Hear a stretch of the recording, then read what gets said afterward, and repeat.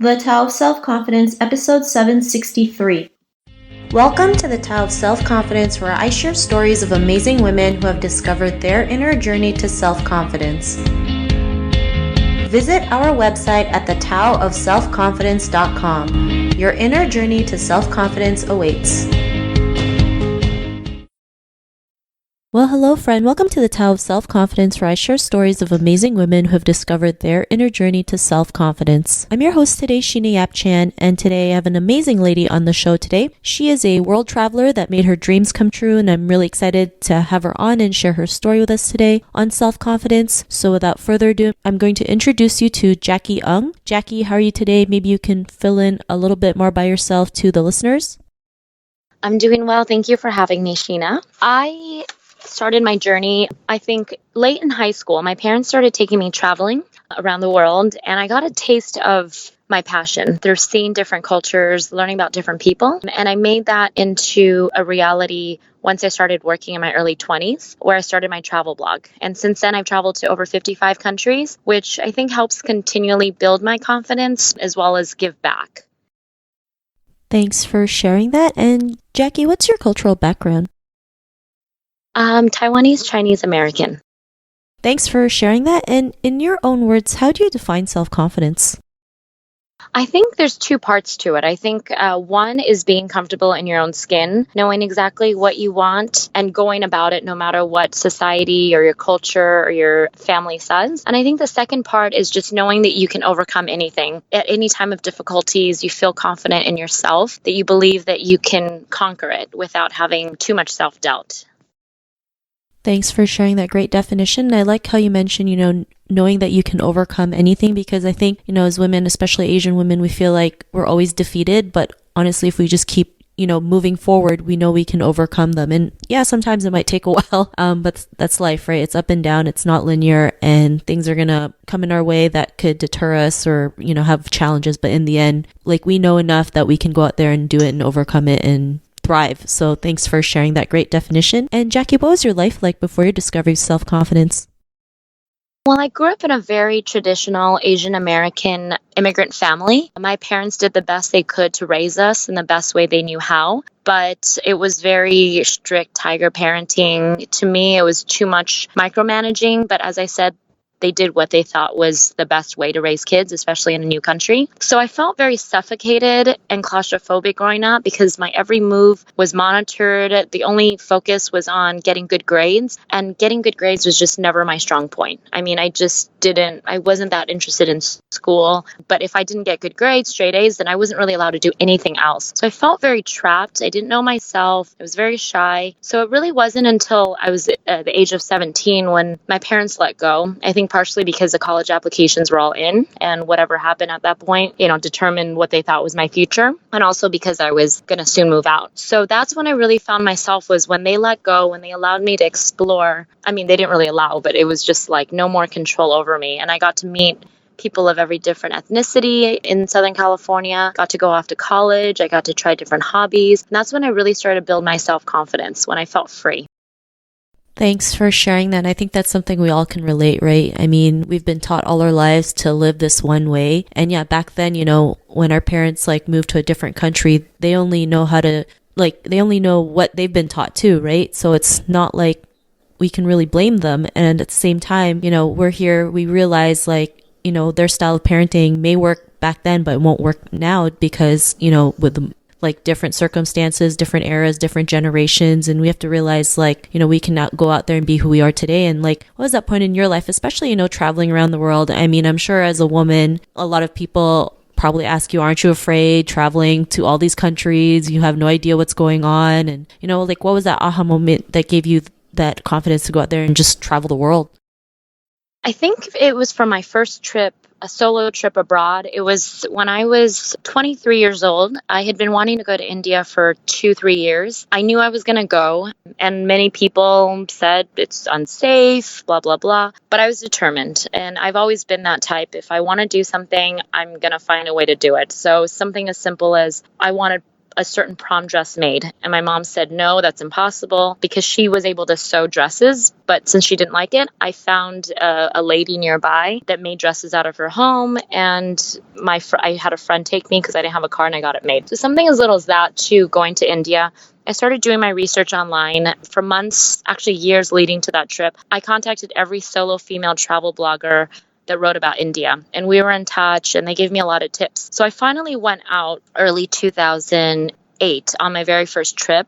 Pretty much everyone around me said, you're going to get killed, you're going to get raped. My parents thought I was going into a war zone because they associated with the Middle East and Iraq. But I went for 3 weeks, and I think it really was like an aha moment that I can do this. And I had done my research, and I had talked to people that had gone. So I felt like assured that I was going to be okay. And if something really bad did happen, then it would kind of be like a weird freak accident.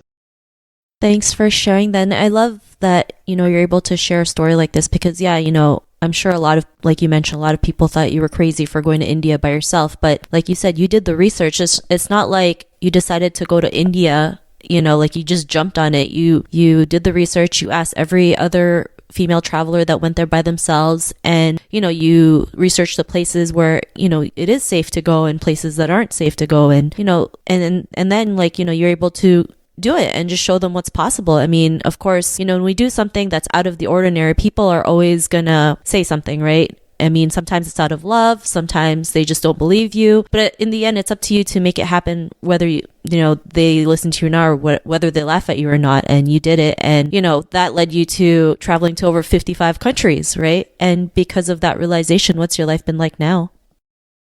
It's great. I feel like I've always been a happy person, but I become happier with age and more confidence that I build. It's amazing. I mean, I still go back to India. I've been 5 times. It's almost an annual tradition. I go a lot to the Middle East, which is a place that's even scarier for people because the media obviously feeds off negativity. They get people to glue their eyes on it more when they're saying, look at this place, it's so dangerous, they're doing this to people. So instead of saying, hey, a baby was born here in Iraq or in Iran.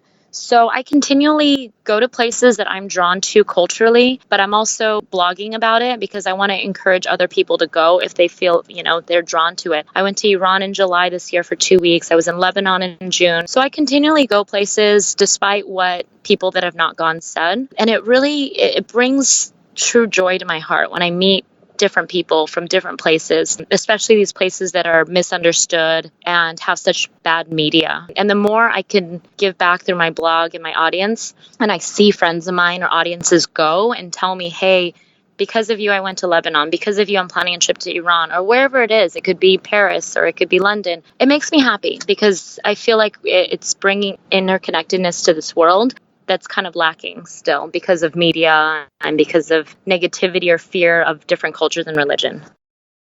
Thanks for sharing that. And I think that's great what you're doing, right? Bringing a more positive perspective on countries that you mentioned are misunderstood because, all we see is, it's a war zone. Oh, it's bad there for women, right? Women aren't treated with respect, like, especially in the Middle East. They always say that. But like, you went there and you're still here and you're sharing it, whether it's through podcasts, on your blog, on social media. And, the more we can just share our stories and what we're doing, like the more we can inspire others to realize like, hey, maybe it's not as bad as most people say, right? Maybe, there are some great things that are happening there. Like we mentioned, like nobody talks about, oh, a baby was just born in Iran, right? It's, right. I mean, it's more like, oh, you have to cover yourself up or you're going to go to jail or something. I don't know, right? I probably just made that up, but like, it's always like something negative, but like, what you're doing is like the total opposite. And I think that's great. And especially like, as a woman traveling, like there's always so many stigmas about it, but you're there, you're doing it and you keep moving forward. And, to the woman who's listening to your episode, she may be in her own journey to self-confidence. What'd be that tip you would give to her?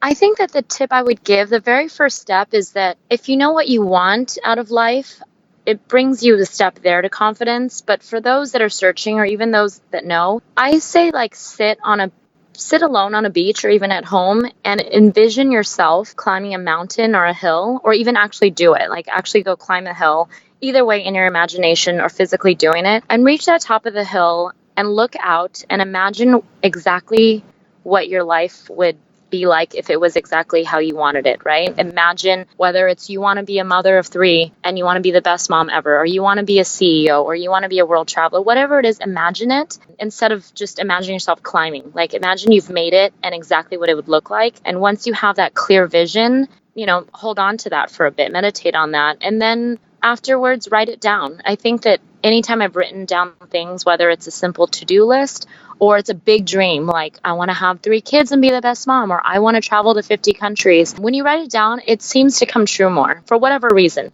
Some people say because you're putting out to the universe. Some people say it's because you're holding yourself accountable. But once you know what you want, I think do what it takes to get there. If there's naysayers, even if it's family members, either you have to alienate yourself or you just have to know that this is what you want and you can go after it. Because I think that there's nothing more to build self-confidence than knowing that you can achieve it. And there's just so much cultural and societal pressure around that's not always bad. It's people sometimes just watching out for what they think is best. But I say just don't let anybody stop you from it, whether it's family, spouses, friends, or anything.